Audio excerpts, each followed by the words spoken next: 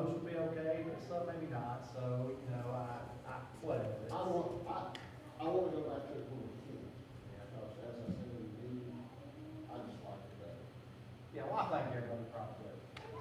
I mean, is there any real good reason? No. Yeah, I mean, I just like it better. I guess, you know, in one sense, it's probably easier to not do all that.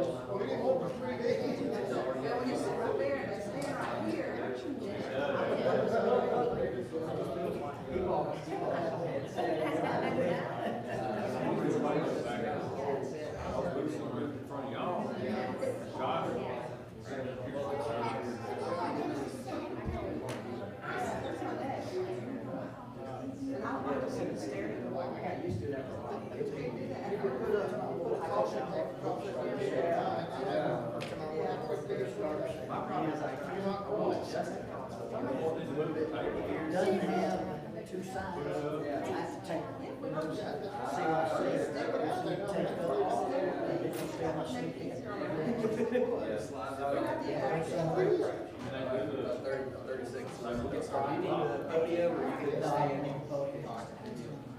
If I have it, I'll let you know. All right, yeah. It becomes a liability, huh? They are, yeah. Yeah, we got ready to eat and came back.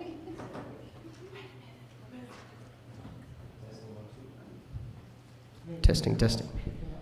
Yeah, don't cross that line. All right, it's good to see everybody this afternoon. Of course, we had the ability to enjoy a meal with MEP1 and Brother Lonnie, and we're excited for him to present this material to us this afternoon. This is very specialized material, and of course, Lonnie gave some of his credentials at the beginning of his Bible class. If you didn't hear those, you could always, he's got a website where you can read more about what he does. But he's going to be presenting this material to us. I first heard this material that he had put together through YouTube, the congregation he works for in Meridianville. I don't know at what time, how long ago it was that he did this seminar, but I watched this seminar in its entirety. And watched a number of seminars Lonnie has done. My wife and I spent about 2 weeks going through his parenting seminar. He did one at Graymere some time back, and we've listened to that. And just very practical, very easy to listen to, and very easy to understand. We're going to turn this microphone around, and we're going to leave it live, if you will, in case there's any comments. So this will probably pick those up as well as the top one up there. So, of course, this is going to be broadcast on our YouTube page. If you want to go back and view it, you can do so at the appropriate time. And you can go back and kind of review some of this material. Now, of course, he'll talk about this. Addiction is something that affects every family. I've never met a family that hasn't been affected by it, and every individual. So hopefully this will help us as we prepare to, fulfill Galatians chapter 6 and verse 1, to bear one another's burdens and so fulfill the law of Christ, and to hold one another up and encourage and keep one another accountable. So we will turn it over to Lonnie in just a moment. I think, who's got our opening prayer? All right, Adam's going to lead us in an opening prayer, and then if you'll just turn this microphone around, Adam, towards the audience. And then after that, we'll turn things over to Lonnie. We'll let him roll till about 1:50, and we'll take about a 10-minute break, and then we'll pick back up at 2 o'clock.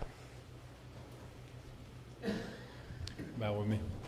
Dear Heavenly Father, we come before you here this evening and just so thankful for you and the love you have for us, and we're thankful for this opportunity to be able to gather together and hear this seminar and this lesson that will hopefully help us all to understand the addictions and family members that deal with them and addictions that we deal with ourselves. And we just pray that you help each one of us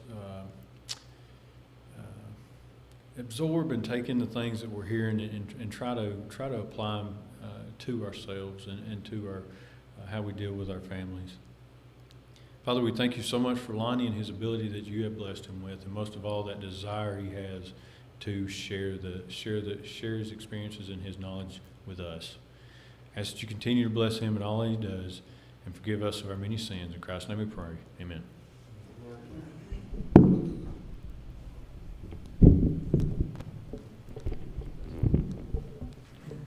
So for full disclosure, there are two schools of thought on addiction. I tend to be in the fringe group. And there's some things that we still probably don't understand about addiction, but some of our basic assumptions, I think, have to be challenged. The disease model of addiction causes me some consistency problems. You know, I try to avoid this in my life. That's my symbol for cognitive dissonance. I can deal with this. I can deal with this. I try to avoid this. Okay? And so if something is sinful, if it's wrong, then we have self-efficacy. We have the ability to choose or not to choose it. Okay? God would not make you accountable for something you are not responsible. So God doesn't have just a bunch of arbitrary rules. And so when you begin to talk about, well, this is a disease, or you talk about this is a sin, a disease is not going to be a sin. And a sin is not going to be a disease. It'd be like me waking up and finding a verse in the Bible that says, thou shalt not be short and bald. There's a fundamental problem there. There's nothing I can do about that. So as we talk about the mental health side of things, I think it's going to be important to say there are some things that probably make other individuals vulnerable to addiction, but that ultimately addiction is something that is manageable and controllable and can be dealt with. But I think some of those mechanisms we don't all understand. The original model, the original idea for understanding addiction came from an experiment that a guy did. And basically you take a white rat and you put him in a cage. And you put a bottle of water, you know those little tube waters that you feed rats with, and you have a bottle of water, and you have a bottle of water with either cocaine or heroin in it. And in a cage by himself, with the choices of two things to drink out of, the rat will drink the heroin or the cocaine water compulsively till he dies. And you can repeat that as often as you want to till you run out of rats, which my wife would be okay with. We ran out of rats. And so that kind of became our idea that there's brain chemicals, there's hooks and triggers in your brain, and once you get a dopamine reaction, anything that gives you pleasure gives you a shot of dopamine. And dopamine is a super, super powerful natural drug that shows up in your brain. Eating chocolate gives you dopamine. Shopping gives you dopamine. Watching football gives you dopamine. Pornography gives you dopamine. The dopamine that's associated with pornography is not necessarily the pornographic images, but the idea that you have a seeking center of your brain. Your brain likes novelty. You get bored easy and your brain likes new stuff. Well, if you can pick up a screen and in 1 minute get 1,000 dopamine hits, that's why internet pornography is so difficult to break and why it's so easy to get addicted to it, because our young people unsupervised with those images get dopamine hits. Essentially, you know, if you're on Facebook, what do you find yourself doing on Facebook? Scrolling. Why? Oh, it's new, it's novel. It's a cat video.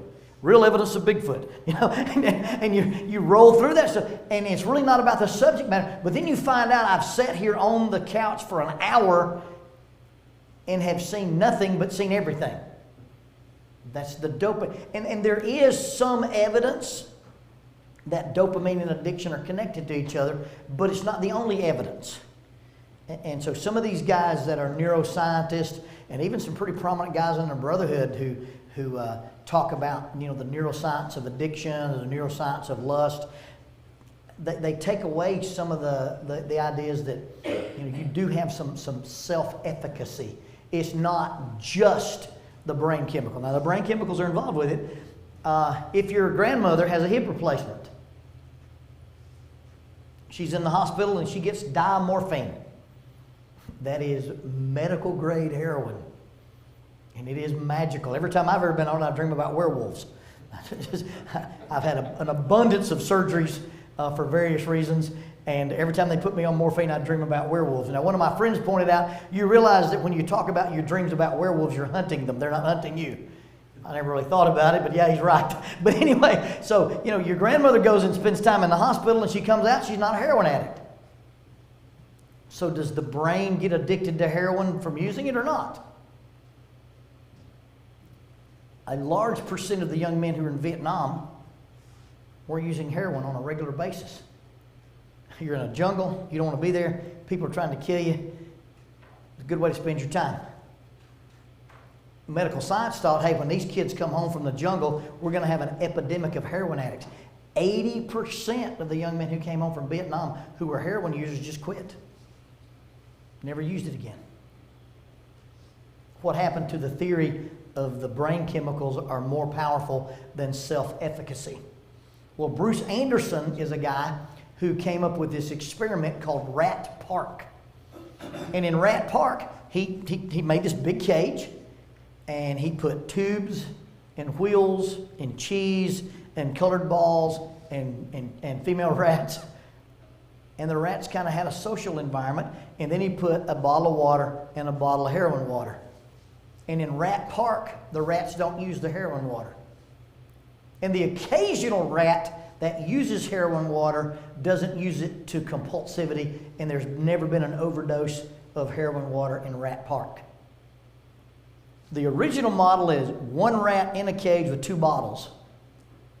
The Bruce Anderson experiment was 2 bottles and a area where the rats had socialization, connection, activity, and purpose. And the rats don't use compulsively.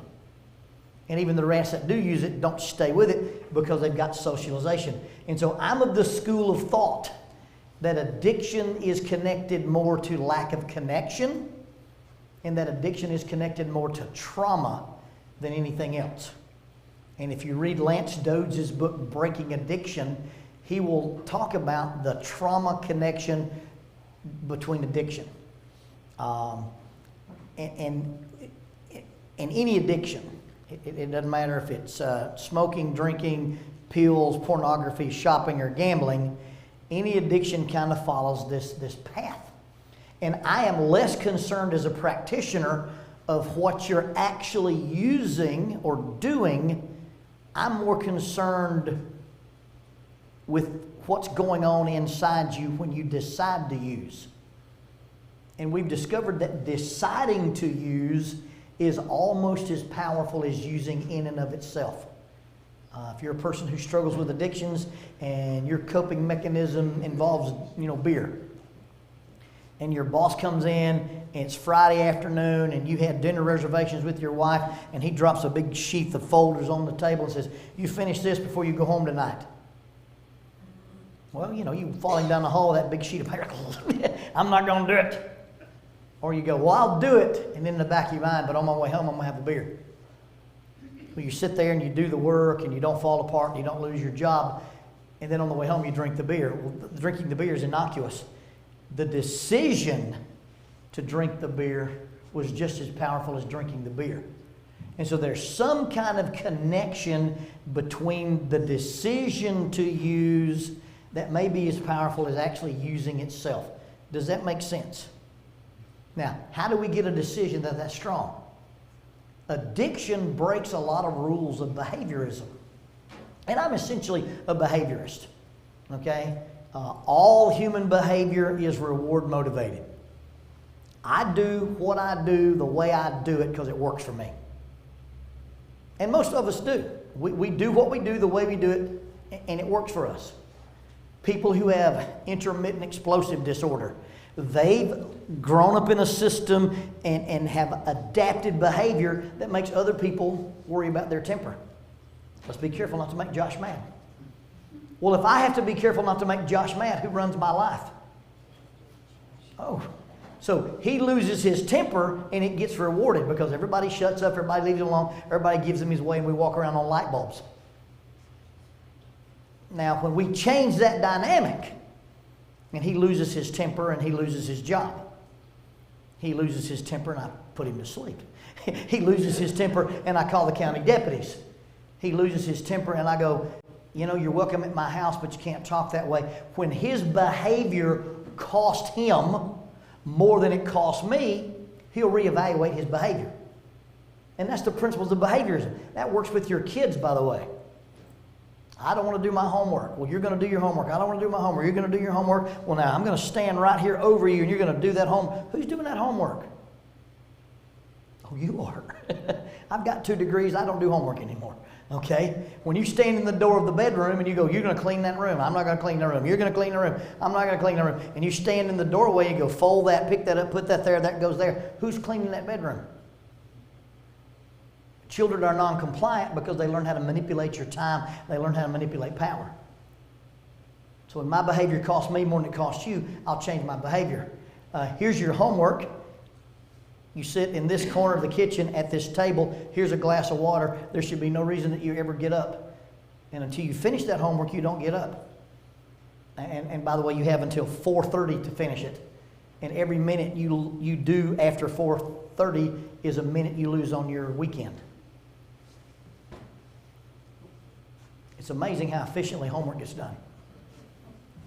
I need you to clean your room. I'm not going to clean my room. Okay, don't clean your room. Hey, Dad, I've been invited to as soon as your room clean. Hey, the church group is going to go as soon as your room's clean. Hey, somebody just called and as soon as your room clean. Hey, Dad, I got baseball practice. We'll go as soon as your room's clean. And all of a sudden, cleaning your room when I ask you to do it is way more beneficial than us having to have war about it. Pay me now, pay me later, but you're going to pay me. Does that make sense? With a person who is addicted, you can't punish him enough. You can't put him in jail long enough. He can't lose enough stuff. He can't lose his car. He can't lose his wife. He can't lose his freedom. He can't lose his Christianity. He can't lose his soul. But if he gets an opportunity to use again, what are most addicts going to do? They're going to use again. It violates what I understand about behaviorism, and behaviorism is typically tied into survival. So if there's something that overrides action and consequence, that's because it's deeply linked to some kind of survival loop. Have I lost anybody yet?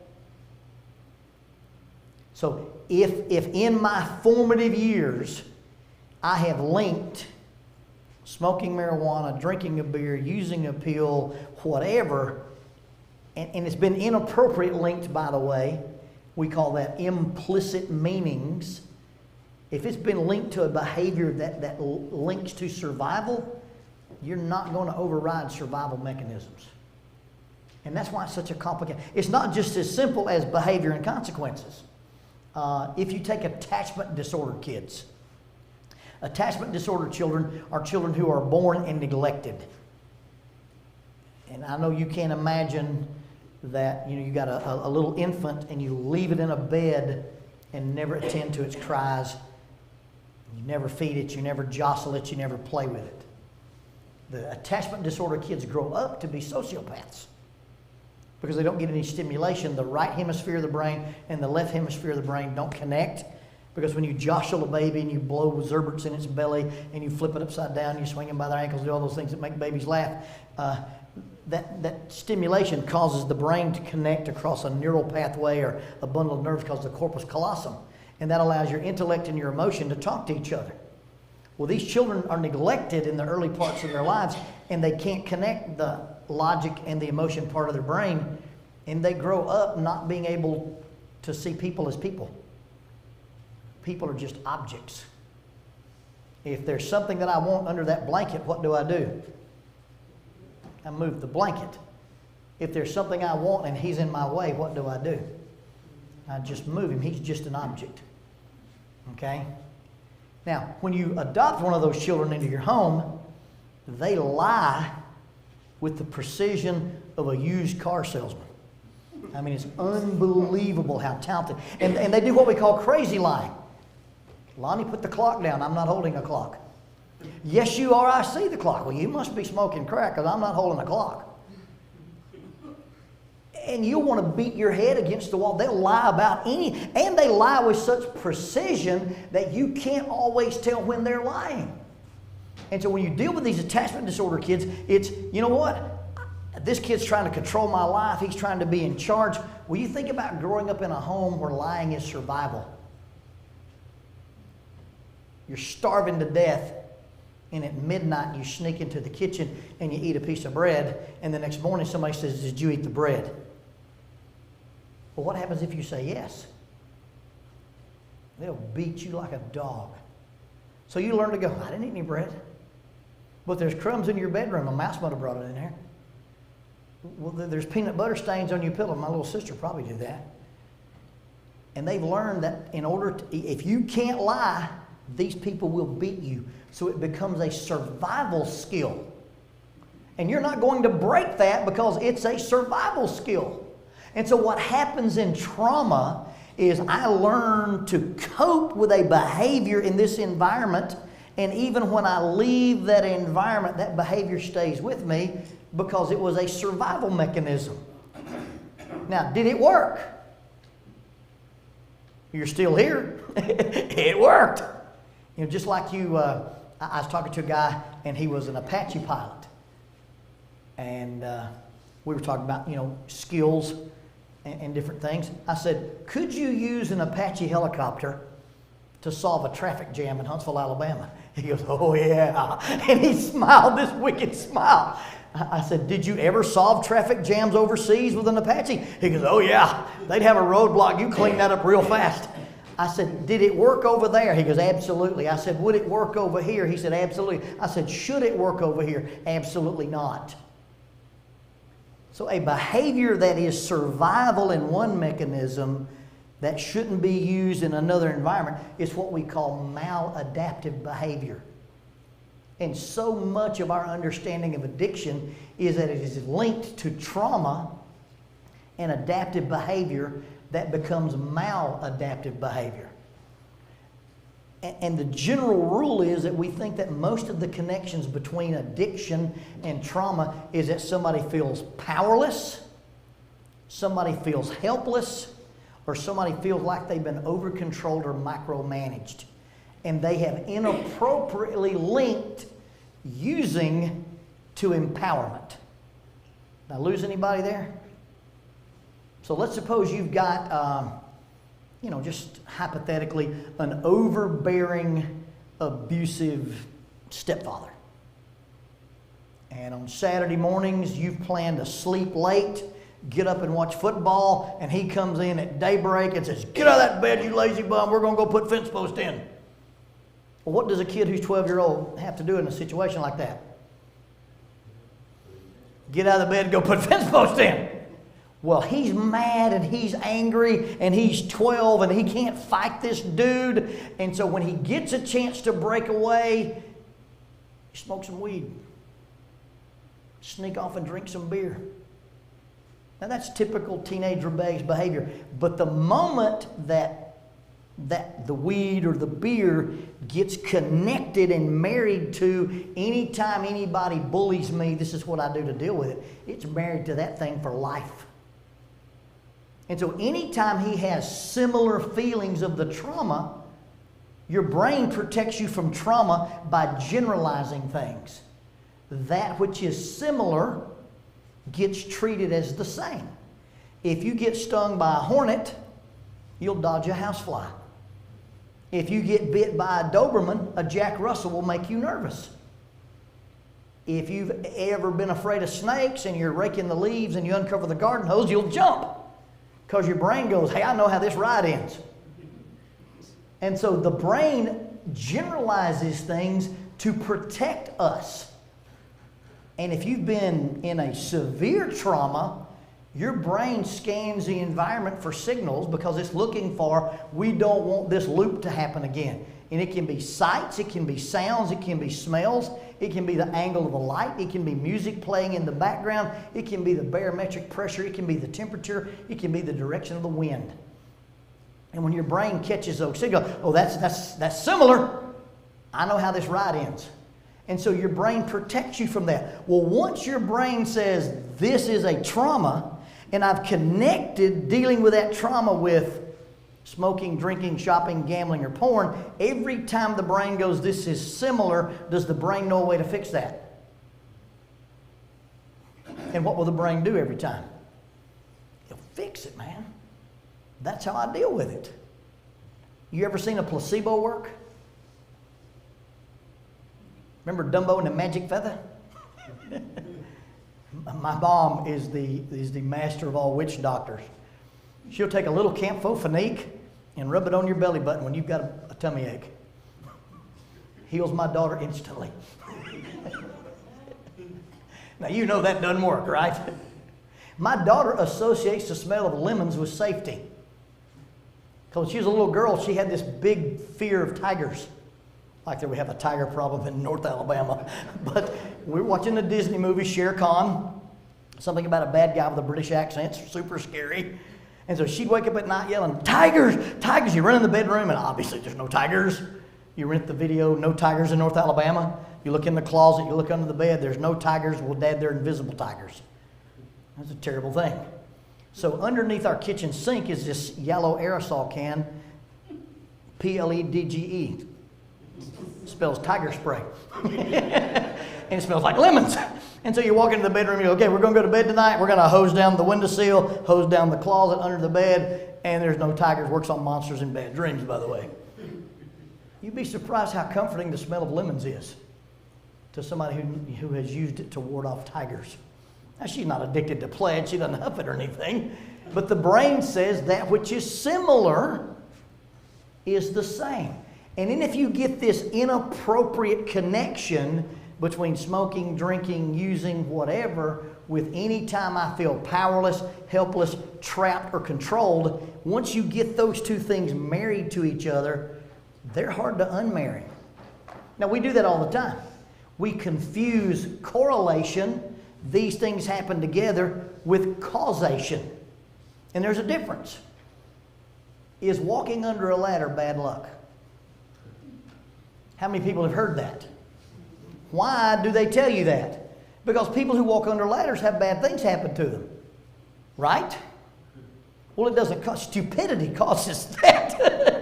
But people who walk under ladders, stuff can fall on their heads. If you walk around the ladder, stuff can't fall on your head. But we've taken the fact that these things happen together, and walking under ladders is bad luck. Well, if you get that kind of connection between when I feel powerless, trapped, helpless, embarrassed, over-controlled, micromanaged, this makes me feel better. That really doesn't make you, but you've associated that treatment with that. Does that make sense? So here's the interesting thing about people in the church and addiction. Shame is the fear of loss of connection. That's a lady named Brene Brown. Shame, something I feel about me, I can't expose to you, because if you knew that about me, what would happen to our connection? It would be severed. You remember the story in Genesis? God makes Adam and Eve, puts them in the garden. Now, when you're a teenager, you get really weirded out by this verse. And the man and the woman were naked, and there was no shame. And as a teenager, you're like, what? People are around buck naked. Nobody cares. It's not about them being naked. It's two different things. They were naked, and they had no shame. Shame, or lack of shame, is the absence of being self-conscious. I tell the guys in the martial arts world that humility is the absolute absence of self-consciousness. I walk into a room and I'm okay. I'm okay with who I am. I'm okay with who I'm not. A mountain lion. I don't know if you have mountain lions in South Georgia. We have a few in Alabama, and I've seen several in Arkansas. A mountain lion doesn't know he's a mountain lion. I don't think. He knows he's not a deer. He doesn't care he's not a bear. And if you've ever seen one walk through the forest, he's as unconcerned about you as anything, because he's an apex predator. Put your hands on me, your first lesson's free. And he just kind of, he knows I'm going to eat that, and that's not going to eat me. And he can jump 18 feet vertically, he can jump 23 feet horizontally, and he doesn't do CrossFit. He's not on American Ninja Warrior. He came from the factory with those abilities, and he's comfortable with it. When's the last time we were totally comfortable with ourselves? And when's the last time we were totally comfortable with ourselves, with each other? Remember earlier we talked about comparing our insides with everybody else's outsides? Did God anticipate sin?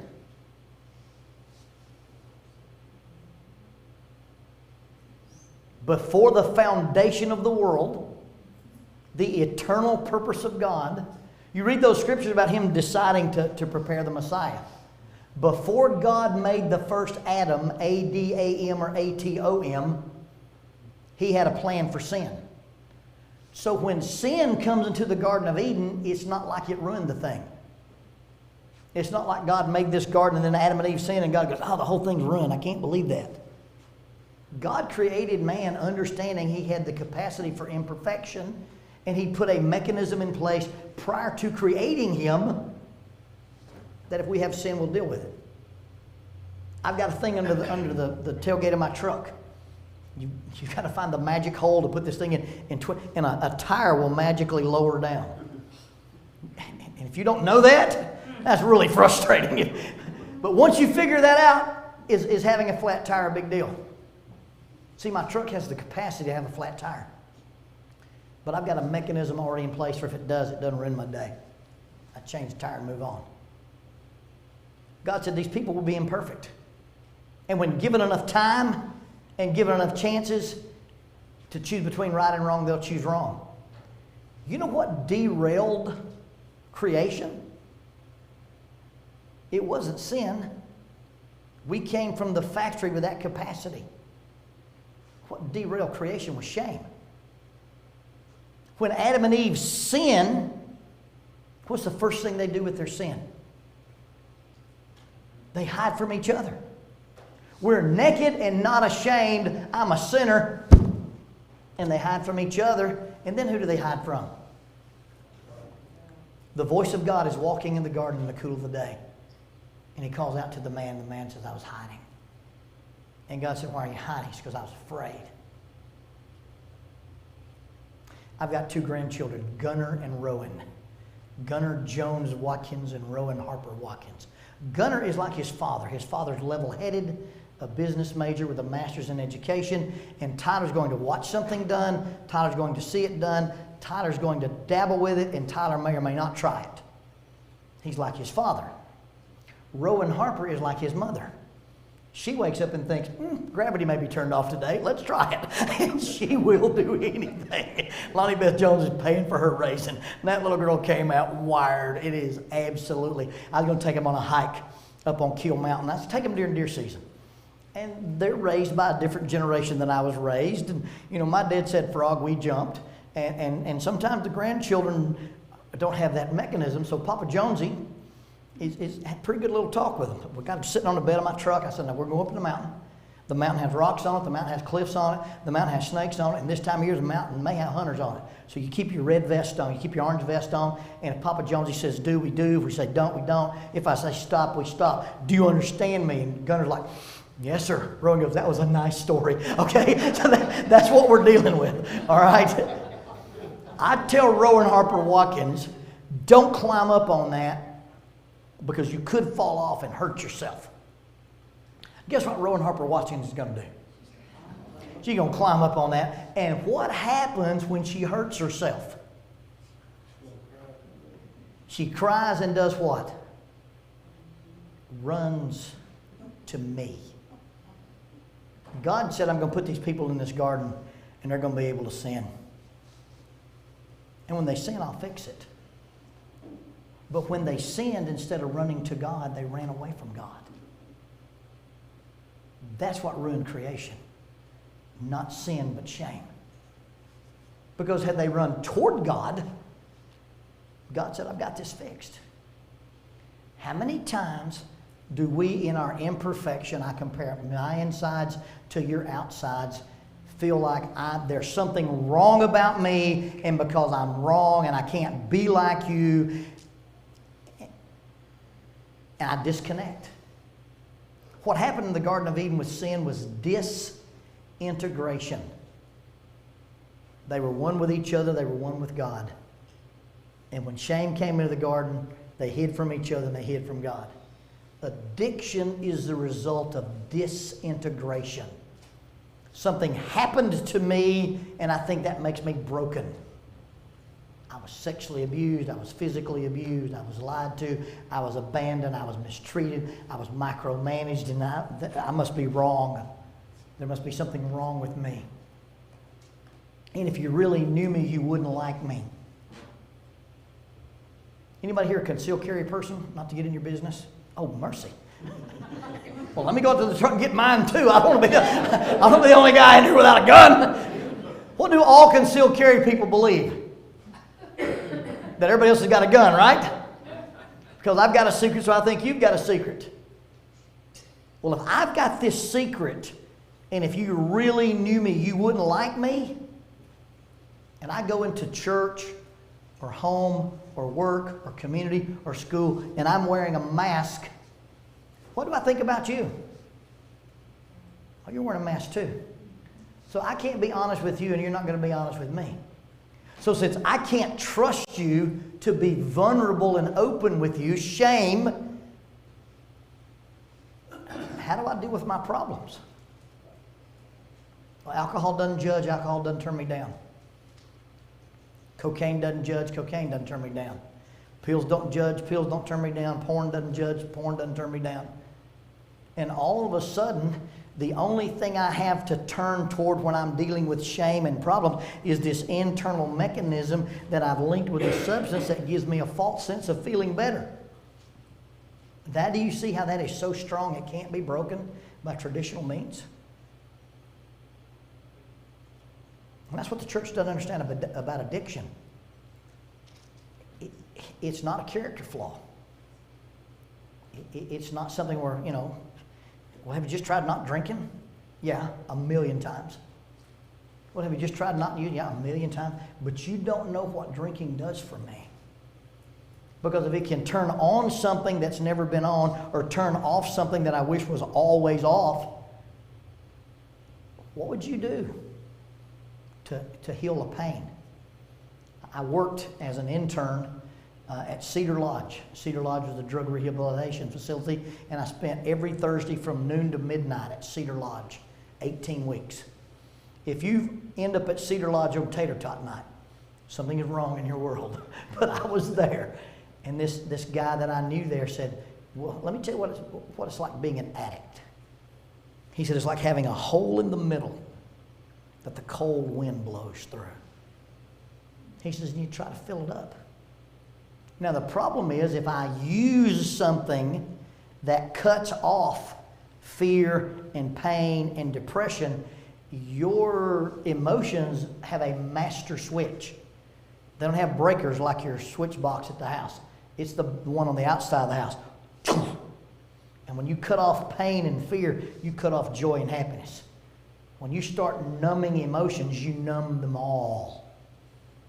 And that's why people who are trapped in this terrible cycle of, I have these feelings, and the feeling could be innocuous. It could be embarrassment. It could be the boss is mean. It could be my neighbor's overbearing. But that feeling reminds me of whatever trauma that's out there.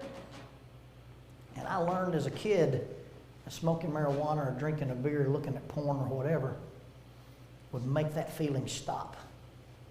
That's a powerful, powerful mechanism. And in the church, we need to understand that. And our question in church should not be what's wrong with you. The question should be what has happened to you. And so when you start dealing with people who struggle with this, it's understanding that they've taken a connection between things that aren't really connected, and they form this bond. For instance, and I don't want to be graphic or inappropriate, but you get a teenage boy, 15 years old, and mom finds out that he's got pictures on his iPhone. So they come to my office, and he's in trouble because he's got naked people on his iPhone. So we sit down in the room and say, okay, let's talk about this. Why are you looking at these images on your iPhone? And they look at you like you've drawn two heads, because I'm a boy and I'm interested in girls. So you're looking at girls. Yes, praise God. All right, so we get that out of the way. Is it wrong to look at girls? Yeah, it's lustful. Is it unnatural? No. Teenage boys are interested in teenage girls. Teenage boys are interested in naked people. Now, at some point, you learn what I want now versus what I want most, and you grow out of it. But at some point, because of this dopamine receptor and the idea that I can get this dopamine hit 1,000,000 times, it goes from I'm interested in girls and sex to sometimes I look at my phone when I'm bored, stressed, hungry, angry, lonely, or tired. We call that BS HALT, or HALT BS, hungry, angry, lonely, tired, boredom, stressed. All of a sudden now, these images of naked girls that started out as I'm a teenage boy and I'm interested become something I do to change my mood. Now, porn acts like medicine because it's a mood changer. It's a mood stabilizer. It's a mood elevator. And guess what happens? Anytime I feel uncomfortable, bored, stressed, hungry, angry, lonely, tired, porn. And it becomes an almost unbreakable cycle because now it has very little to do with sex and everything to do with moods. And if you start using sex to deal with your moods, then women just become objects. Women just become candy. Women just become Skittles. Women become pills I use. And it destroys every relationship they'll ever have. They can't have healthy sex.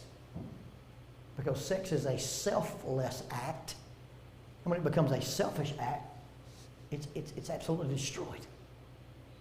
And you take any addiction and you recognize that using this, having this, doing this, and it can be a substance or it can be shopping. It can be a substance or it can be gambling. But if you've got a mechanism that says, here's a feeling that's linked to a trauma, and this behavior that gets linked to the trauma is the way I medicate it, that becomes something that's so powerful you can't break it with the normal rules of behaviorism. Does that make sense? Any questions or comments before we move further? That's a lot of information to throw. Yes, ma'am. I have one, and I'm certainly not disagreeing with anything you've said, because you're the expert, but what happens to, like, say, a very well-adjusted child who unknowingly takes something from a stranger or even a friend at school, and then they're hooked? That's that dopamine receptor. That's why in the old school of thought, we go, hey, this is just about brain chemistry. There are some brains that are more wired to like that kind of stuff than other brains are. Okay? So when you talk about substances, you talk about use, and we use the word abuse, right? Well, if we really pronounced abuse properly, it would be abuse. What is abnormal? So there are cases that might not necessarily. There are some brain chemistry cases where you've got what you consider to be a normal, well-adjusted child. But now the interesting thing is that even what we consider to be normal, well-adjusted, I don't get to pick what's traumatic for you. So these kids who look like they have everything, you'll be surprised that when you talk about parenting, and I'm really chasing a rabbit here, but I'm trying to answer your question honestly. If you divide parenting up into some styles, you have permissive parents, you have controlling parents, you have loving parents, and you have hostile parents. Okay? Now, if you quadrant that off, you have parents who are permissively hostile. You have parents who are hostilely controlling. You have parents who are permissively loving. You have parents who are lovingly controlling. Now, if you take, that's called an EPAC test, expectation of parental autonomy and control. I can give that to you and say, as a child, describe your parents. And I can put you in one of those corners. If I put you in one of those corners, I can predict with 68% accuracy what you'll do. Sedatives, heroin, coke, marijuana, joining cults, vandalism, all kinds of stuff. So sometimes we have children, and in our world, they have everything. The kid you're talking about comes from the loving control quadrant. And you'll find those kids are expected to be All-American, All-A, starter on the ball team, win trophies at Lads to Leaders. And they grow up with an an implicit belief that I can't. It's not that they don't think they can be good, they don't think they can be good enough. Read Carol Dweck's book Mindset, or read the book based off mindset called Cognitive Spiritual Development. It talks about mindsets in the church. So I've got a well-adjusted kid, he got perfect parents, but in his mind, I'm just not good enough. Well, what do you do when you don't feel good enough? That's a lot of pressure. So this guy at school says, hey, take one of these and you'll relax. Oh, okay. Well, if I take it and I relax, my dopamine says, man, I've never felt this cool. And it's that trigger point, and we wouldn't call it a trauma, but you don't get to choose what's traumatic. Okay, but then the trigger, the person who's offering it to ultimately gain financially for himself, he knows to hit the trigger. Oh yeah, a good successful drug dealer does not use his own product. Okay, if you're making money in the drug business, you don't use your own stuff. Okay. So if you find out, I say like a grandchild, that this might have happened to, what do you immediately do to step in? Well, the problem is you got to establish a dialogue is doing what you're doing, getting you what you want. Now, for a while, it works magically. Okay, but there's a law of diminishing returns because you have to use more and more and more often and more often. I usually talk to people, and the first time you ask them the question, they look at you like you're an idiot. You know, you go, well, why do you use? To get high. High compared to what? What? High means you're here and you go here. What's so bad about here? Well, they will tell you, I don't have any trauma. But when you begin to explore their implicit beliefs about life, I have to be perfect, I have to be number one, I have to be all A's, you'll realize that their interpretation of life is skewed, and that's why they're running away from a problem by using. Does that make sense? Yes, somebody helps them along with that process. Yes. By hitting the trigger. Right.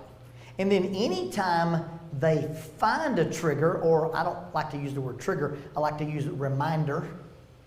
Oh, this feels similar, so when I feel similar, I act the same. Well, what worked last time? This. I'll do that again. And you'll find that marijuana tends to be a gateway drug because at some point the high in marijuana is just euphoria. You don't get to hear colors and see sounds. And like everything else, it escalates. And that's just who we are. You start out hunting, then you start out bow hunting, then you start out hunting with a longbow, then you want to climb a tree and hang from a saddle instead of a stand. You start out rock climbing, then you start lead climbing, then you want to be a solo climber. We don't like to just do the normal stuff. All of us started fishing with a cane pole. Now we got 900,000 horsepower bass boats.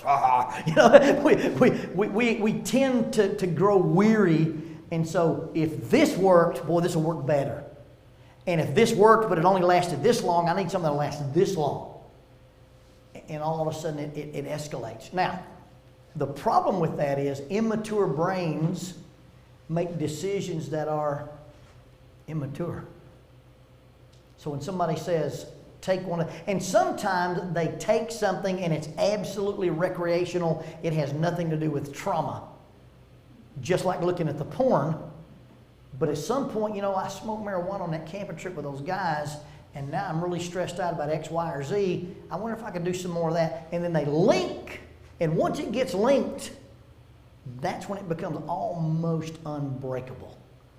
Because that link creates a marriage between these thoughts and these behaviors. So our typical response to addiction has been to treat what we call cluster symptom behaviors. So we've got this, especially in church, we've got these things that we don't do. And so if you could picture a cluster of fruit, I got blueberry bushes at my house. My wife said, dig up all the flowers, we put blueberry bushes. So we grow blueberries at our house. We feed chipmunks and mockingbirds, but we have blueberries. Okay? What happens when I go out there and pluck a fruit off that blueberry bush? Another blueberry grows back. So quit smoking. Okay, I'll drink. Quit drinking. Okay, I'll shop. Quit shopping. Okay, I'll gamble. Quit gambling. Okay, I'll do porn. We treat the symptom cluster, and every time you pull a fruit, another fruit shows back up. Well, you know what I probably need to do with those blueberries if I want to get rid of them is I probably need to trim back the stems. What happens if you cut the branch off a blueberry bush? It goes back bigger. Okay? So in the church, we've treated fruit behavior and we've treated support structure, stems. Get out of that environment. Leave those kids alone. We're going to send you to private school. We're going to send you to military school. We'll send you to Freed Harbor, and that'll fix that. And we do all this stuff, and we treat either the fruit or the stem. You know how you get rid of the blueberry bush? You kill that root. When I can understand an addictive cycle, not from what is the fruit behavior, not what is the support structure, but where's the root that it grew from, if I can find that trauma and we can clear that trauma, the need for the substance goes away. And that's a trauma-informed approach to treating with addiction. Okay? It's 10 minutes till. Let me field this one question and we'll take our break. I'm sorry. No, that's I like questions. A lot of us have grandkids. I guess the fear comes in if maybe we've been trained to things or something that if this happens to them one time, they're automatically hooked. There are a small percentage of people who, if it happens one time, they're hooked. That has way more to do with family history, has some component with genetics. If you have a compulsive personality trait, you will be compulsive in some part of your personality. Okay? But it doesn't necessarily mean that. No, it could be video games, it could be cleaning house, it could be running marathons, but it often manifests itself in substance abuse because compulsivity is compulsivity. Me and one of the guys were tying knots. We're talking about ropes. Okay, so this is a little, oddly enough, I have ropes in my pocket. All right, if I put a knot in this rope, is this rope weaker or stronger?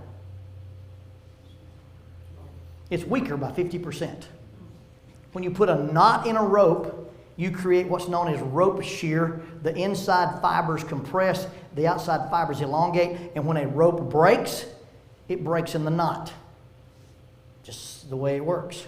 For field purposes, we put a knot in a climbing rope, it'll only hold half of what you thought it would hold. Okay? What good is this rope if I don't put a knot in it? Makes a good out of bounds line. makes a good jump rope, and I can do this silly trick with it right here. Okay? But it has no function. The same thing that makes this rope vulnerable also makes it functional. It doesn't mean the rope is bad, it just means it has an inherent weakness. The same thing that makes me care about people would lead me to try to be responsible for things I can't control. The same thing that makes me an engineer makes me deal with everything in black and white. The same thing that makes me a math teacher makes me only deal with logic rather than emotion. Well, it doesn't mean you're a broken person, but there's a vulnerability. And some people have an inborn vulnerability to substance abuse because it's what makes them who they are. But anything about us can be manipulated to sin. James chapter 1. When you're tempted, don't say I'm tempted of God. God can't be tempted, doesn't tempt anybody. We're tempted when by our own desires we're lured away and enticed. The things that I want make me vulnerable to sin. And my wants can be good. Man, I really want to provide well for my family. So I work 90 hours a week and miss church. Man, I really want to provide well for my family, and I lie about my taxes. The desire to take care of my family can get corrupted. So sometimes we have an inherent built-in vulnerability, and it gets caught in the drug abuse trap because we've connected this feeling and this substance. All right, let's take our break, and we'll come back, and we'll do one more session. Thank you, guys.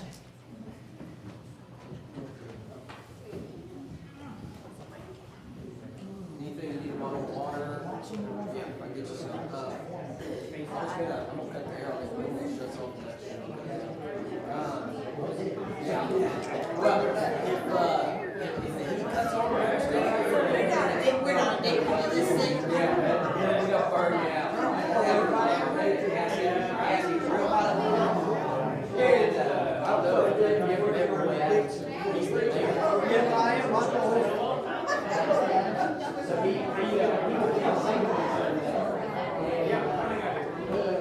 he stopped us on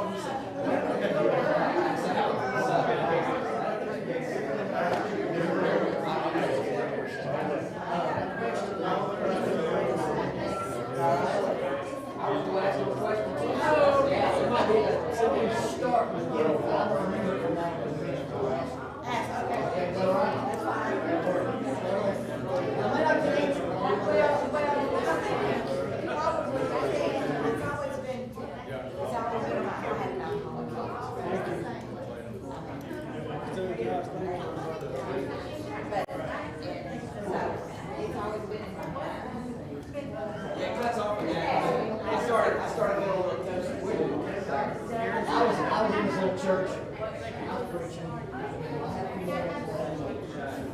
Money work. This old guy got up, overalls, and suit jacket. I didn't think I was gonna live long enough to see this. He goes to the bottom, got all that room stacked. Turned back around and walked back to he said, that's exactly this. You know, we put HVAC heater and make it 15 years.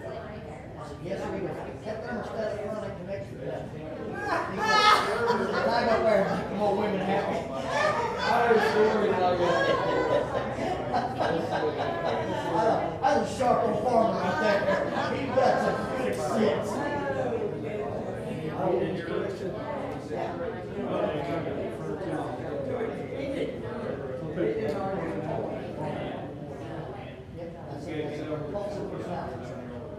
And you can see my wife's mother came from a German Catholic shop. She had siblings not in that house. Connie Wallace played with she had to lock the Atari in the trunk of the car. I said, I started playing. I will beat it. I can't play for years because I will beat it. She said, I had to learn that she said, lucky when you're ready. She said, I know that I'm pretty awesome right now.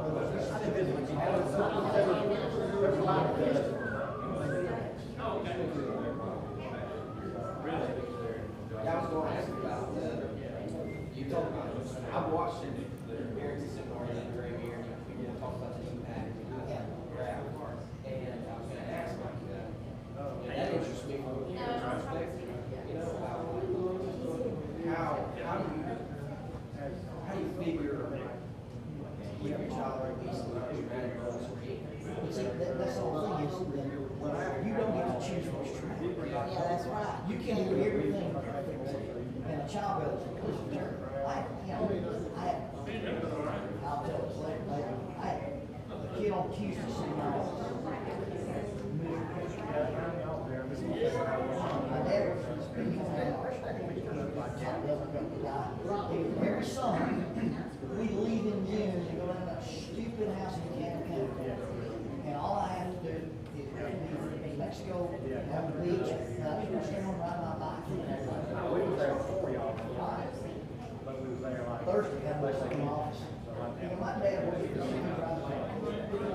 the only thing we do in the summer is stay home. All I get to do is ride around on my bike. I said, if you'll sign a release form, I'll make 2 phone calls. I said, you can't stay. I said, but 2 kids, you don't choose what's traumatic for somebody else. Children will choose to do as long as you teach them everything You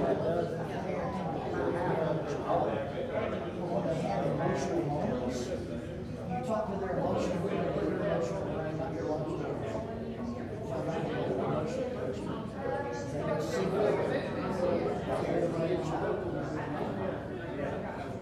How are you, sir? Good, sir. How are you doing?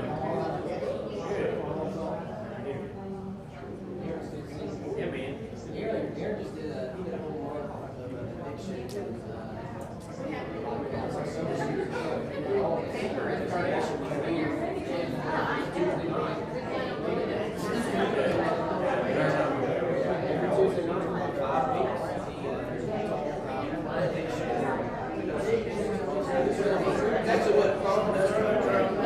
No.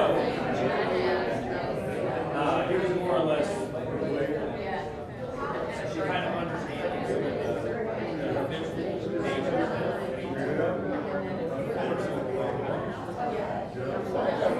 So what led to us reaching out to you? Want to try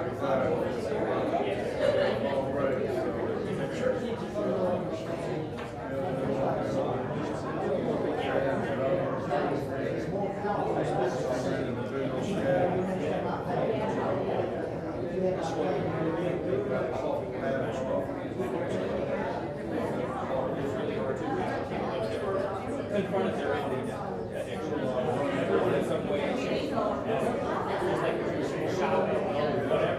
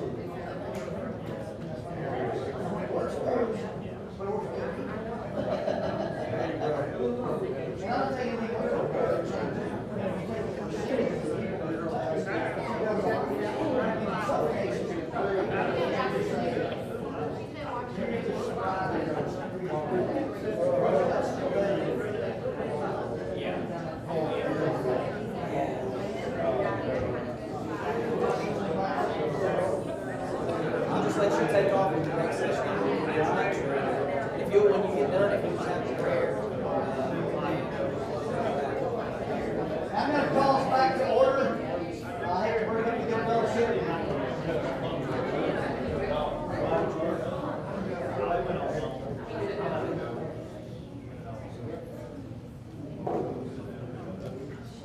I got to pick up a mixed martial artist at the airport later this evening.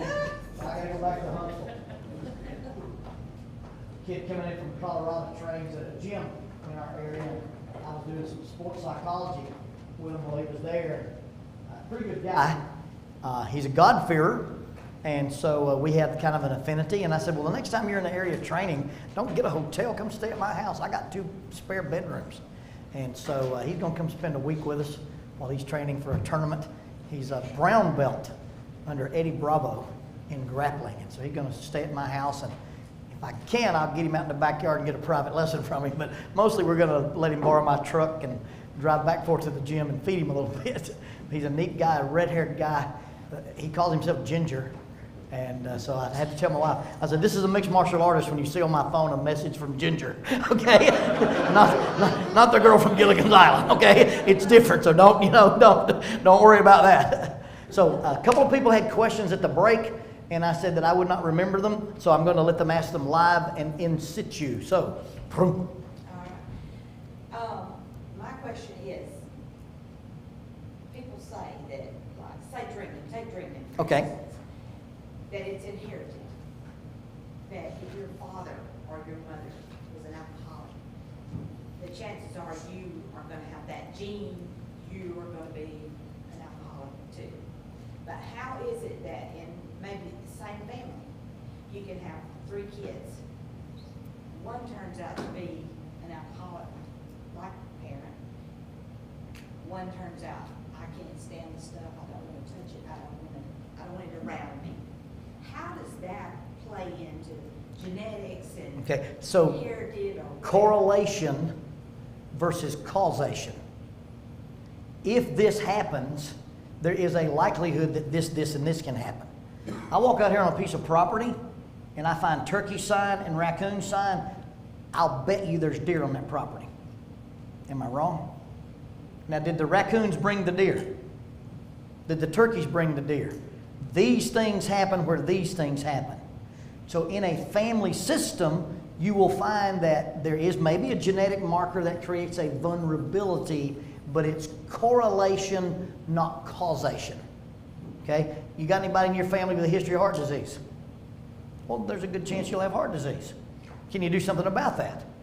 Change my diet and exercise. Sometimes it manifests itself, and sometimes it doesn't. So in a family system, you've got the genetic marker. Now, genetics don't always pass on to everybody. Okay? Lots of folks in my family have hair. Some folks in my family don't. Both my grandfathers were 6'2". My teeny tiny 5-foot mother and my 5'6" father did not produce an NBA star. Let me just say that. My daughter didn't have a chance. She's 4'10". Played Division I volleyball, by the way. Meaner than a one-eyed water moccasin. But so it could be that one family member didn't get it, or that compulsive or that tendency for compulsivity manifested itself in making good grades, having a work ethic, or whatever. The compulsivity, if it's there, will manifest, but it doesn't have to manifest dysfunctionally. Does that make sense? And then, 2, what happens to you is not as important as how you interpret what happens to you. And so some people go, hey, Dad did that, it works for Dad, I'll do that. Some people go, hey, Dad did that, that sucked, I'm never going to do that. And it kind of depends on the spin you put on things. And we don't always able to know how we viscerally respond to things. If you've never read Janet Wowsit's book, Adult Children of Alcoholics, read that. That's a really cool read. And it talks about that there are some things that manifest themselves in, if you're an adult that grew up in a system where there was an alcoholic. There's some things that you'll find, and you'll go, hey, this lady's walking around in my head. The first page has a checklist. And you go, yeah, that's true, that's true, that's true. And it shows you that these things are phenomenological. By phenomenological, we mean if I get this, I can predict this. That means there may be some scientific connections between those things. Does that make sense? Yeah, and on the other hand, though, you can take 2 parents that never touched alcohol, and they would have a child that would be an alcoholic. Right, because that child would probably recreationally be introduced to some kind of drug and link the drug with feelings of, I'm been abused, or I've been micromanaged, or I've been over-controlled. And again, it's the perception of the person. And our perceptions are not always real. When a coach yells at you, does he love you or hate you? Depends on the person. Well, if you're a bad athlete, what do you think? He hates you. He hates me. If you're a good athlete, hey, the coach can make me better. A lot of it is about perception. And people with addictive struggles often have a perceptual problem. When you talk about the mindset of addiction, you read Patrick Carnes' book, Out of the Shadows. Most people who struggle in some way with some kind of compulsive behavior, substance abuse, have some core beliefs. Number one, they feel like they are fundamentally flawed. They say, I woke up and felt like I wasn't as good as everybody else.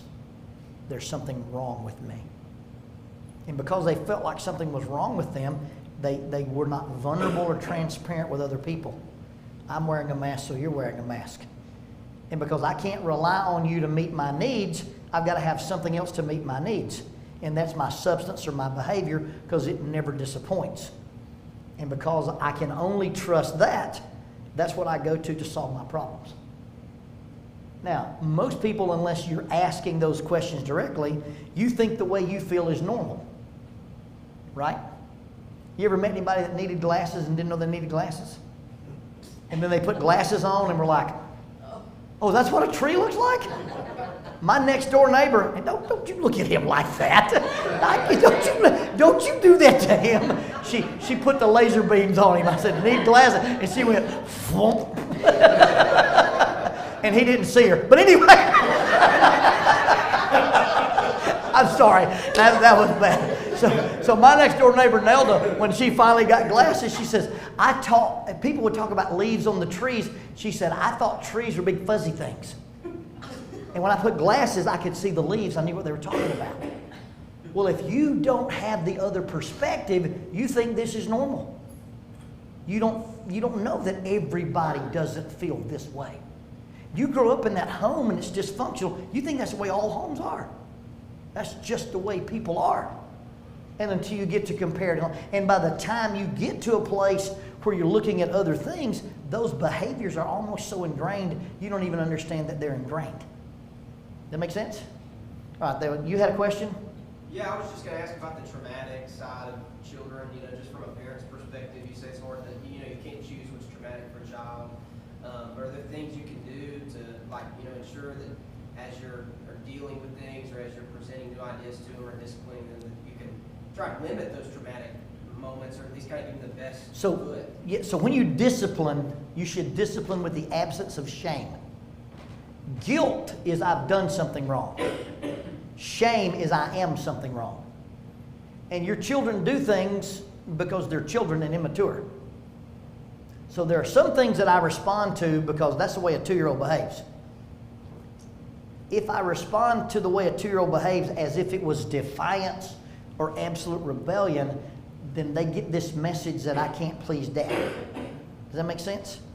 And then when a child is in an emotional crisis, what you're trying to do when communicating with your spouse, your children, or other people is most human interaction looks like this. And good human interaction needs to look like this. So, children come to us and we try to, and especially since you're a minister, I'll go ahead and just drop this on the floor. You don't raise your baby with your perception of the expectations of the church. He's allowed to cry in church like everybody else is allowed to cry in church. Okay? He can sing when nobody else is singing. You know why? Because he's 2, or he's 2 months, or he's 18 months. And we sit there with these little bitty kids on the church pew. We go, sit still. And God whispers, wiggle. Because that's what they're supposed to do. They're developing those little hands. But we tend to go, well, everybody else is watching me, so I've got to make sure you got to make sure he pleases God. If he's pleasing God and he's pleasing you, love you folks, y'all don't get to vote. You get ready to pay the taxes and send them to college, you have a put on that. Okay, so as a minister, you quit worrying about what everybody thinks about my kid. What does God think about your kid? What do you think about your kid? That saves them from trauma. Because what happens in Christian homes is we have this unconscious way of telling our children it's better to look good than to actually be good. So we can't really talk about we're unhappy or we're sad or we're mad, and they grow up with this superficiality. Well, if I live in that for very long, guess what I'm going to do to fix those feelings of inadequacy? I'm going to self-medicate. Okay? And then especially when children experience negative emotions, you need to be emotion coaching. We tend to be emotion dismissing. You don't feel that way. Or we tend to be emotion disapproving. Christians don't act that way. No, every emotion you have comes from God.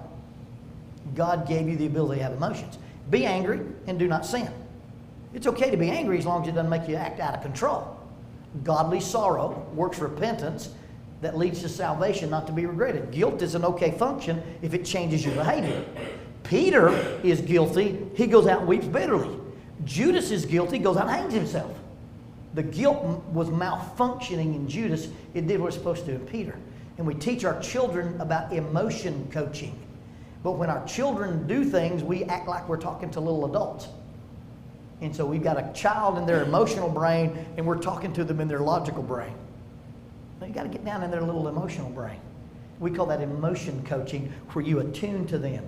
And it's not that you make them the center of the universe, but it's, hey, what happened to you and what does it mean to you? I bet you think nobody else understands how sad you are. I bet you think nobody else understands how scared you are. I bet you think nobody else understands how nervous you are. Versus, don't feel that way. There's nothing to be nervous about. And teaching our children that your emotions are information. They're not instruction. And when we teach our children that you live your emotions, then they become a victim of stimulus response. Oh, if I get this feeling, I have to act this way. Does that make sense? And so emotion coaching is probably the best thing you can do to free your children from trauma. And help your children become comfortable with who they are. And help your children become comfortable with who they're not. My dad worked at a dairy. Barely had a high school education. Never been in any kind of management positions or anything. But they did an outstanding job of letting us feel like who we were was okay. My brother is a lawyer. He's a lawyer for Faulkner University, valedictorian, top 1% in the nation when he graduated high school, top 10% of everybody who's ever taken the law school entrance exam. And then they had me. We had algebra with the same lady in high school. She had a doctorate from MIT. And he took algebra. He was 2 years ahead of me. He took algebra from her, and I took algebra from her. She found out we were brothers, and she asked me, was I adopted? When I earned my master's degree, I passed a class called Behavioral and Inferential Statistics. It's the only math class I've ever done good in. But for whatever reason, what this little Yankee from MIT taught at Oxford High School, in this master's level class, it clicked in my brain. And I could see some of the stuff. For whatever reason, it was dormant for a long, long time. And it was like, I understand this stuff. So I called her, found her number, and called her. Said, may I speak to Dr. Mally Long? This is Dr. Long. Dr. Long, this is Lonnie Jones. The Lonnie Jones? I said, yes, ma'am. She said, and what correctional institution are we dialing from? I said, I'm not in prison. I just passed my master's program. But my dad never said, you got to be a student like Gerald. You got to be smart like Gerald. You got to bring home the grades. Dad said, you just got different talents. Simple country wisdom from a humble man of God allowed us to accept who we were and who we weren't. That's what you do with your kids. This is what you are. Celebrate it. We spend an awful lot of time trying to be something we're not. When God created us, I believe, custom designed to be who we are, and help your children make peace with that. That cool? Other questions? Yes, sir. Well, what I'm getting is, the only thing that's going to change this is seeing a better goal. Yes. But what if, like I had a discussion with a guy Friday. His son, through his first wife, had a lot of issues. Couldn't make another 50 on test, and catered, tutors and everything going for him. Took him and had a lot of tests done. And I went in to meet with this doctor, and he asked me to do this one. He said, this has her. The second line, if she was the mother, and she said, yes. And he said, you're the problem. You did opioids, and you did meth. You're in your third trimester. She went, oh, no. I adopted him. He's not mine. Perfect. What do you do with a child and they got medication for him, and there's no medication? It's ADHD and themselves and like that, so they got him straightened out. But what? There's nothing that you can do for that child as far as drugs because it was. So, and this may not be a position your elders endorse, and you just have to say, well, we don't agree with that fool, all right? Will God hold you accountable for something you're not responsible for? So if I take a child that was broken at birth, now you've got to talk about, do you have capacity or do you have deficit? Okay? When you talk about, let's say, emotional intelligence, okay? Emotional intelligence is, number one, do I understand my own emotions? There are some people on this planet who don't understand their emotions, who can't tell you the difference between rage and fear. They can't tell you the difference between sadness and hunger. They don't have the capacity for understanding their emotions. Now, if I understand my emotions, then can I respond to them with self-regulation? Self-regulation involves delayed gratification. Just because it looks tasty, I don't get to get it. I've got muscadine jelly and homemade bread in my car. Will it get to Huntsville, Alabama tonight? I think not. Okay. My only problem is, the only thing I've got in the truck to spread it with is a combat knife. And so I don't know how I'm going to, but I may have to pull over and buy some silverware at Walmart. I probably better let that muscadine jelly survive, get home to Huntsville. Okay? Delayed gratification. The other part is impulse control. Just because I get mad at it doesn't mean I get to throw it. Just because you insult me doesn't mean I get to hit you. Just because it's hard doesn't mean I get to quit. So if I have understand my emotions, delayed gratification, impulse control, and motivation, do I have the ability to do long-term investment to get a long-term goal? I'm emotionally intelligent. The fourth part of that is, can I recognize those emotions in you? And can I respond to them? Oh, love your neighbor as yourself. Jesus described emotional intelligence in 2 sentences. Okay? If you can't do that, you are mentally ill. If you have a deficit, either because of lack of maturity, lack of development, or lack of desire, then you're maladaptive. Maladaptive people are accountable for their actions, stand before God in judgment, and answer for their deeds. Mentally ill people don't have the ability for those 4 things. A squirrel versus a horse. Maybe I've got a fat squirrel who won't climb a tree. Can he climb a tree? But he chooses not to. What happens to him? The coyotes eat him. Can I teach a horse to climb a tree? Never going to happen. One has capacity, one has no capacity, one has a deficit. There are some people on the planet that are absolutely innocent their entire life. A 35-year-old paranoid schizophrenic who's killing people probably won't go to hell because he doesn't have the mechanism for self-control. Paul told Timothy,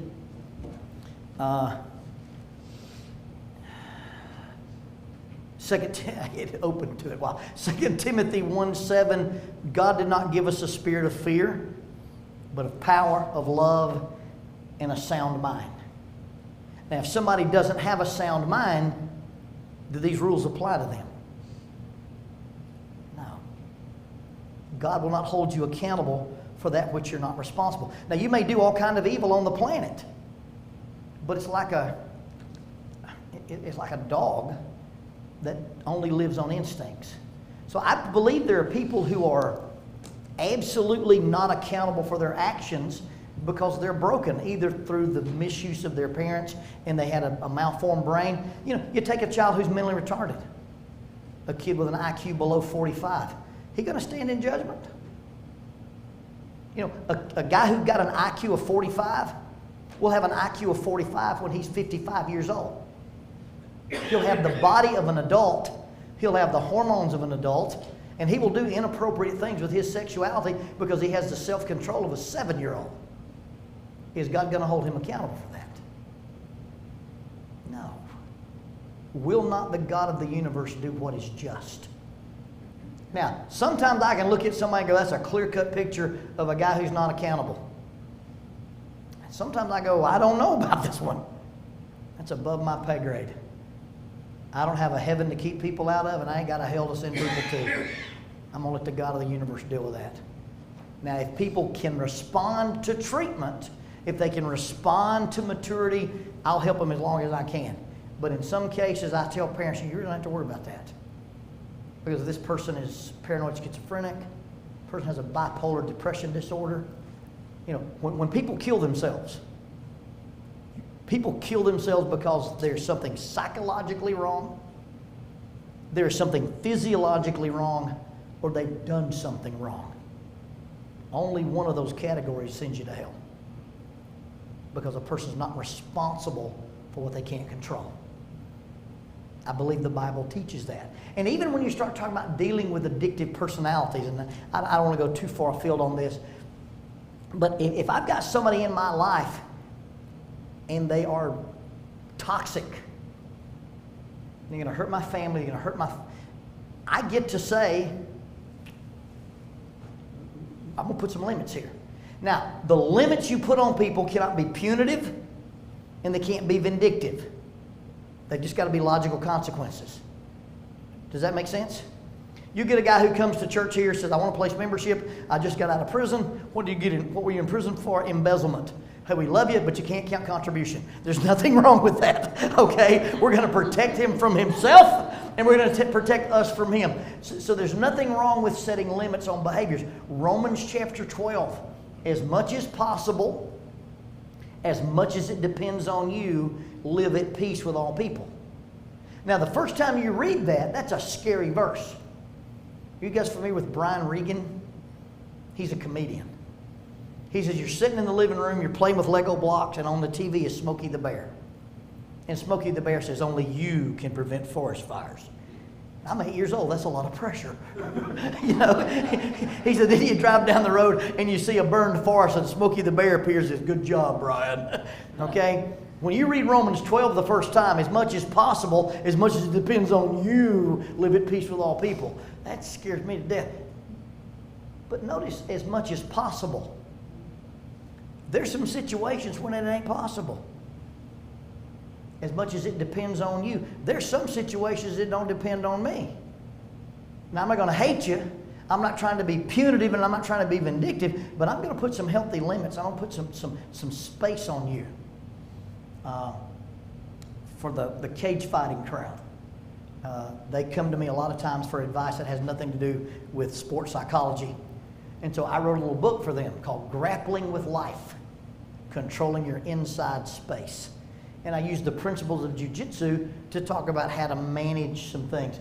2 things in the book that are of import in this discussion. Number 1, I'm not going to be responsible for things I can't control. I'm not going to become responsible for your weight. You're going to hold your own weight up. If you hold your own weight up, you're not attacking me. If I'm holding your weight up, you're smothering me to death.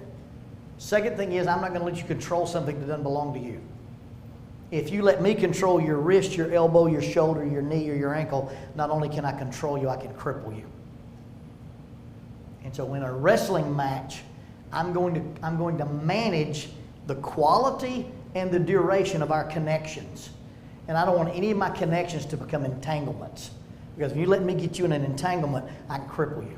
So there are people in your life where you go, we got to have this much space between us, and you're not going to control my success, my happiness, my spirituality, my marriage, or my career. And I'm not going to be responsible for yours. Galatians 6 talks about bearing one another's burdens. One of those words for burdens is like a backpack. And one of those words for burdens is like a boulder. I help you with your boulders. I don't carry your backpack. And people who won't carry their own backpacks don't hike with me. Okay? Does that make sense? So you got to set some limits. So how does the addiction cycle work? You've got a set of internal feelings. Those internal feelings probably were created or associated with a trauma, and that which is similar gets treated as that which is the same. So when I have that similar, and you'd be surprised at the power of habit. My wife and I were, our nephew Eli plays ball at Harding Academy. He's one of 3 young men who has a state championship ring in football, baseball, and basketball in the same school year. Pretty good stuff. So we go over there to send them off when they're going to go play ball for the state title. Beautiful, unseasonably warm, bright day in December. The school bus is there with all the football players on it. There's a fire truck and a motorcycle cop and a patrol car. They turn their lights on and they leave this school bus out of town. My wife's standing there with blue and white pom-poms from Harding Academy, and she's bawling. She said, what is wrong with me? This was last December. I said, the last time you stood on the side of the road and watched a procession go by, had a dead cop in it. Billy Clark had been shot. And they asked me to do his funeral. And we stood there when 700 police cars went by in the snow. But you saw a police cruiser leading a parade, and your body said, I know what happens here. That's the power of habit. I run at this little place. I park behind Publix. I run 1.5 miles to Hayes Nature Preserve. I turn around at the bridge and come back to Publix. One day I left the office and I hadn't changed clothes. So I went to Hayes Nature Preserve, stepped into the porta potty and changed clothes, and I'm running. 1.5 miles into a 3-mile run, I feel like I'm about to die. I can't breathe. I can't catch my wind. My legs are tired, and I began to realize your brain is seeing signs that say this is the end of the run. And so my brain said, since this is the end, you're supposed to be exhausted. When I turned around and the scenery said this is the beginning of the run, my wind came back and I sped up. I ran a personal best. Power of habit. So when I have these feelings, whether it's family of origin, misinterpretation of things that happened to me, misinterpret of things that didn't happen to me, when I get those reminders, we call triggers, when I get those reminders, I start into what's known as pre-occupational thinking. Now, pre-occupational thinking is what I want, how much of it do I want, and where am I going to go and use it? And I start thinking. I'm having preoccupational thinking with homemade bread and scupperdime jelly, or muscadine jelly. It's on my mind since he gave me that bag. It's in my car, it's getting warm. I'm just saying, I'm thinking about it, all right? But you start that preoccupational thinking, and then you move into ritualized behavior. And ritualized behavior is when you're on autopilot. How many of you had to think to get ready this morning? Underpants go under the pants. Okay, you know, no, you just got ready, and when you tie the bow on your shoe, and you I hadn't had hair in years. But if I'm getting ready, and something disrupts me from my routine, I'll get in the shower and shampoo my head. You're sitting there and you got fuzz, you idiot. Because the habit strength is there. Now, if shampooing my head made all my problems go away, how many times a day would I do it? If it created a feeling in me I couldn't get, or it stopped a feeling in me I didn't want, how many times a day would you repeat that? You get a trigger. Preoccupational thinking, the preoccupational thinking leads to a ritualized behavior. And with an addiction, it'll be I go to this part of town, I stop at this store, I meet these friends, I go into this room of the house, I have to find a hotel room, I like this alley, I like this campground. A buddy of mine said, Lonnie, I just have to have a beer after I cut the grass. I said, well, congratulations, you just quit cutting grass. Hire a teenager, you won't quit, you'll quit drinking beer. Most people who quit smoking have to quit drinking coffee. Because after lunch, after dinner, what do? Pie, cup of coffee, cigarette. And the cigarette and the coffee are so bound together, you lose one, you lose the other. So that ritualized behavior is understanding my patterns and not repeating them. Now, once you get into the ritualized behavior, it's like pushing a thing off a hill. It's going to go to the bottom. Once you initiate that action, it's going to go. And then you do the compulsing active out. You do whatever it is you said you weren't ever going to do again. And then that compulsive acting out creates a feeling of guilt, which creates a feeling of shame, which is a trigger that leads to preoccupational thinking, that leads to ritualized behavior, that leads to... And then you get this repetitive cycle. If you can take any piece of that puzzle and pull it, you break the pattern. Okay? I'm going to change crowds. I'm going to change occupation. I'm going to change neighborhoods. I'm going to change this room in the house to something new. I'm not going to drive by that store anymore. I'm going to walk up and introduce myself to the dude that works at the store and say, if you see me trying to buy one of these, you ask me how my day was and don't sell it to me. Now, you're not my dad, it's not your job, but don't sell me this stuff. You may have to be honest with people. Back when you could rent videos, I don't always read the back of videos. I like movies about people who kill people. Tell the guy at the store, "Hi, I'm Lonnie Jones, I'm a local minister. If you ever see me with a videotape in my hand that you think a minister is inconsistent that a minister watches, please, you have my permission to go, you're going to watch that preacher?" Whether it's language or sex or cussing, you call me on it. Because I don't want to hurt my reputation by what I watch it. And we haven't rented videos in years. But I just had accountability with that dude. You do anything you can to break that pattern, preoccupational thinking, ritualized behavior, and compulsive active out, and you can control the behavioral part of it. And then you start looking at this feeling was produced by this. What's the earliest time in my life I remember feeling that way? And chances are you'll get some random memory, and that identifies your trigger moment. I'm less worried about the thing that you use than the feeling that produces the decision to use. That make sense? So your addictive cycle, and it's funny how the brain works on trauma. And we make associations between things that you would not believe. And trauma affects us. Because when something traumatic happens to us, it does a couple of things. It says something about me. Someone died, someone divorced, someone abused me. There's a message there about me. Then there's an implicit belief about you. You're powerful, you're strong, you're smarter, you're whatever. Then there's this belief about the world. The world is safe, the world is not safe. And then there's this set of beliefs about my past. I've always been. Then there's a set of beliefs about my future. I'll never be. And then sometimes there's a belief there about God. Well, the longer you have that implicit belief that is inaccurate about you, the longer you have it, the more powerful it gets, and it becomes the meaning that defines your entire life.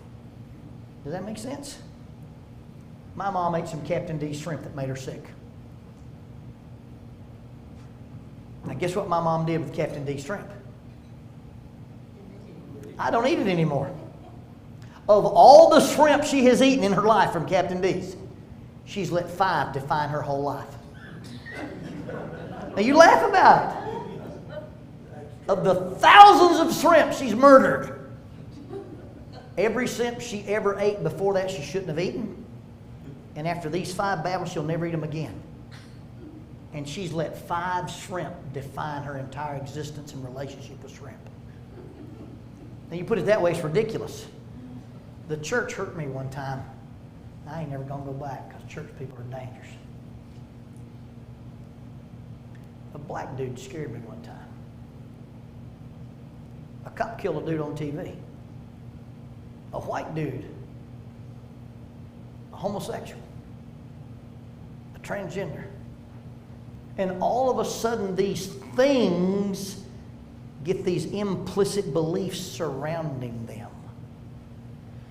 Now you laugh about 5 shrimp, which you should. But think about the things that we use to define the whole world.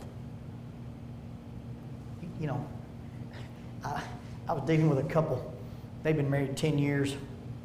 He had an affair, shouldn't have had it, but they were trying to work it out, but she couldn't get past it. She's a math teacher. I said, how many days have you been married? 10 years times 365. How many days did his affair last? 2 months. How many days was that? 62.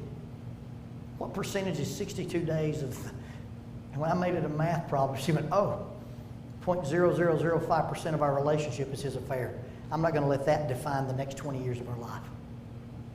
Something clicked in her trauma brain and she got over it. Not everybody can, not everybody will. But that's how you have to look at this stuff. Does this instance define who I am? And oftentimes we have what we call implicit beliefs. And those beliefs don't mean what we think they mean. Your brain has to solve problems. Okay? We're the only animal on the planet who has the feelings we have. We're the only animal who has feelings about our feelings. So if something happened, we go, why did I feel that way? It's not just enough that we feel, we wonder why we have to feel that way. And then we become guilty about things that we didn't even control. My brother died. My sister married a bad dude. My parents divorced. That guy hurt me. These people didn't provide for me. Well, your brain has to make sense of it. So it's, who's the only person I really control? Oh, me, so it's got to be my fault. Adults are powerful. And when an adult abuses a child, the child says the adult has to be right because adults are powerful, therefore that must be my fault. And they grow up with that idea. Ask a 16-year-old boy whose dad won't have anything to do with him. And he's fighting at school, and he's vandalizing stuff, and he's doing all kinds of things, and he finally comes to my office to talk to me. And you already know the backstory. You sit down with a 16-year-old boy and say, so your dad promises to be at places, he doesn't show up. He said he's going to buy you a car, and he didn't. He's never seen you play ball. Let's cut to the chase. What's so bad about you that dad won't have anything to do with you? 95% of those boys go, man, I don't know. Is that the answer a 16-year-old boy should have when his dad's behaving that way? Like, what do you mean you don't know? Well, I've tried to figure it out. Here's the answer, nothing. My dad's a jerk. Now, your dad's got trauma and your dad's got stuff going on in his life that he hadn't dealt with, but the way he's behaving doesn't say anything about your value. It says everything about him. And that's hard to get people to believe because we are egocentric. We think it's all about us. And so if you're mean to me, I must be bad. If you mistreat me, I must be wrong. If you did this to me, I must have deserved it. Well, if I feel that way about me all the time, what will I not do to make those feelings go away? I'll smoke it, I'll drink it, I'll take it, I'll pop it, I'll shoot it, I'll look at it, I'll watch it, or I'll bet on it. So I don't have those feelings anymore. And understanding our own trauma and learning to respond to other people's trauma. And sometimes you just have to ask yourself, what's this feeling I have? Where'd that feeling come from? And did I interpret that properly? Anybody here shoot long distance? Medium distance? Okay, I've got a little rifle that I like to shoot.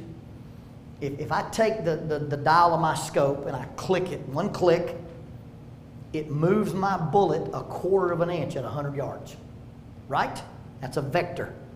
At 200 yards, how far does that bullet move? At 300 yards, how far does it move?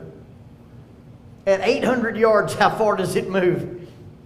The further that bullet travels that vector path, the further away from the target it gets. I've got a belief about me, and it's one click off. If I keep that belief for 5 years, for 10 years, for 20 years, how far off the target am I? If I just ever go back and go, you know what? I shouldn't have clicked that scope. If I can ever reset the dial on that scope, I stay on target. But we get into trouble because we misinterpret life's events and we take trauma. And sometimes, like I said, you don't get to choose your trauma. Of all the nasty, horrible, terrible things that I've seen in 29 years as the police chaplain, if I told you the story that bothered me and told you the stories that don't, you'd probably want somebody to drive me home. But you just don't get to pick what's traumatic. Okay? You don't. And when it happens and that trauma eats you up and you get the trauma linked with whatever, that's a super powerful bond because we tend to want to make ourselves feel better. Especially when we're creating a feeling we can't have naturally or we're trying to lose a feeling we've always had. That's what makes addiction super, super strong. And the job of the church is compassion. Not necessarily understanding and not necessarily intervention, but compassion. I really don't know how you can make the decisions you're making. And there's a difference between enabling you and empowering you. And so many times we treat people in a way that enables them rather than empowers them. Okay? Empowering is what we're in the business of, not enabling them. Okay? I can't make it easy for you to use and maintain that lifestyle. But neither can I take things away from you just to be punitive or just to be vindictive. As much as possible, as much as it depends on you, live at peace with all people. And by the way, if you'll study Romans 12, and just look at Romans 12, it describes people, how they see themselves, how they function in the church, how they function with others, how they use their emotions, and how they respond to evil. Romans 12 is a description of a mentally and spiritually healthy person. Romans 13 is how those people act in civil government. And Romans 14 is how those people act when they worship with other people who have different views of tradition. Romans 12, 13, 14 is how Christians get along with each other. And 12 is spiritually and mentally healthy people. And that's kind of an addiction 101. Are there any other questions? Yes, ma'am.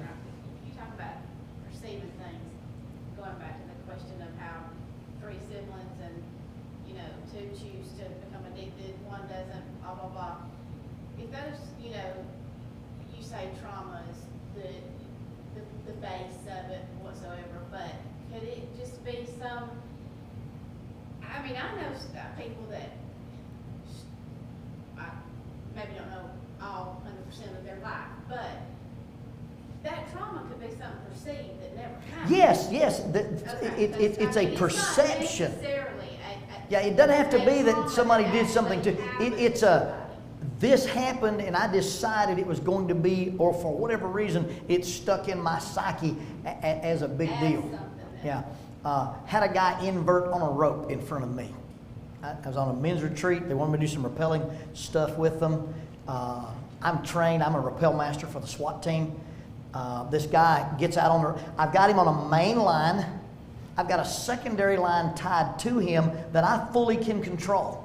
And if he gets in trouble, I can cut this rope and lower him to the ground. Okay? I've got a third rope that if for some reason he gets in trouble and this gets tangled, I can put that third rope down and go get him, clip him to my harness, cut everything but my rope and take him to the ground. I've done it.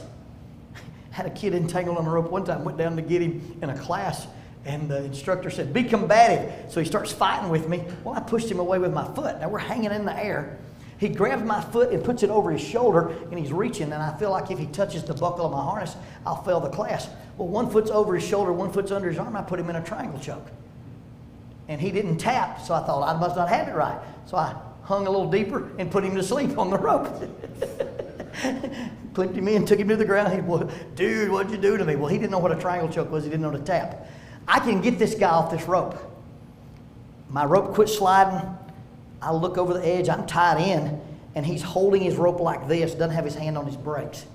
I said, hey, man, you got it. And before I got the words out of my mouth, his grip popped loose. He fell upside down. His harness and his pants slid to his knees. 150 feet in the air, hanging by his knees. Everything I've ever been trained to do won't work on a naked dude upside down. I'm just saying. It just doesn't work. And you're like, well, hadn't seen that before, I had a tiny little, I used the rescue rope to lasso him and pull him upright. Now I've got guys coming to me, hold this rope so this dude hangs like this. I know when he passes out, his arms will go limp. He'll go through it again, he'll invert again, and his pants and his harness may not catch on his knees. So I take a short piece of rope that will not reach the ground, and I go out to him. And I remember stepping over the edge thinking, nobody here can explain to my wife why I'm going out on it, And I swung to him, I put a harness around his shoulders, clipped him dorsally, had to swing back to the rock and climb out, and we pulled him out. 15 minutes or less, got him off the rock. I can drive by a cliff, and if I'm not in a proper frame of mind, I see this dude turn upside down. And it wasn't my fault. He wasn't following instructions. He wasn't doing what I asked him to do. But I see that. I didn't do anything wrong. And he lived, by the way. He gave me a 1911 pistol in a box to say thank you for it. I got a Dan Wesson Custom 45 that has engraved on the slide, today's going to be a good day. It's in my truck if you want to see it. There's nothing, the story has a fabulous ending. Me and this dude are good friends. But that trauma of this could have been my fault. And it wasn't. If I hadn't have been there, he's dead. Because I was there, he's still alive. But in my mind, I caused this and it was my fault. And I've seen a lot worse stuff than that. I picked up a crash helmet that had a head in it. cleaning out the intersection. Well, hello, you know. I mean, I've seen some bad stuff, but that bothers me because of the implicit meaning of this could have been my fault. And it wasn't my fault. But yes, it's a perceived idea that some of the trauma comes from. Well, can it not ever just be a choice? I mean, like, we'll go back to, grandchildren or even our kids when they're 15, 16, and they choose, oh, I'm with a group, I'm going to choose to drink that first beer. Absolutely. They chose it, and then they keep choosing it and keep Well, choosing what it. happens is that choice either triggers the brain chemistry or it gets linked to, I went to that party and I was so stressed out. What were you stressed out about? Oh, my parents made me clean my room. It gets linked to whatever that perceived trauma is. And sometimes those things are so innocuous that we don't understand them. I'm going to really chase a rabbit here, okay? Homosexuality. Is homosexuality a choice? Well, you talk to somebody who's homosexual and they'll go, no, I've always felt this way. So, she asleep? She okay, well, she's not asleep. Okay, so if you talk to a grown man and you go, hey, let's, and I'm trying to be polite here, but let's talk about females. What do you like about females? Guys have lists. You know that, ladies? Okay? The guy that I rock climb with likes people who like they've been in a prison camp. He likes really skinny girls. I sort of like girls built like Dallas Cowboys cheerleaders. Look at my wife, little bouncy blonde. Okay? When did you start liking that? I've always liked that. No, you didn't. There was a time in your life when you thought girls had cooties, wouldn't hold hands with them. But as you got older, your environment, girls you went to school with, things you saw on TV, people you idolized said, this is what you like. Well, I couldn't go back and tell you this is how I ended up liking what I like. But it was a choice that formed on some unconscious level. Sometimes that's where the drug choice is at, and they don't understand the mechanism. And you're exactly right. When you talk to them long enough, you find out it wasn't a choice. But your sexual identity happens at such an early age that if you don't really walk through the right doors, there's some trauma there. So yeah, some people, I had a beer with my buddies, and I continue to have beers with my buddies. There's something in their mechanism they don't understand. Because if it's only brain chemistry, then everybody who ever took a drink's an addict. And everybody who takes a drink's not. So there's got to be something that goes beyond just the brain chemistry. Now the brain chemistry is a powerful part of it. Sometimes it can just be, you shouldn't have taken that first drink. But usually that first drink gets reinforced by a feeling it starts, a feeling it stops, or a feeling it's associated with. Now, if it's anything other than that, it's a very, very rare animal. I'm not saying it doesn't exist, but it's a pretty rare animal. It's like seeing a black panther in America. That's a black jaguar. They don't make black mountain lions, just saying. Okay?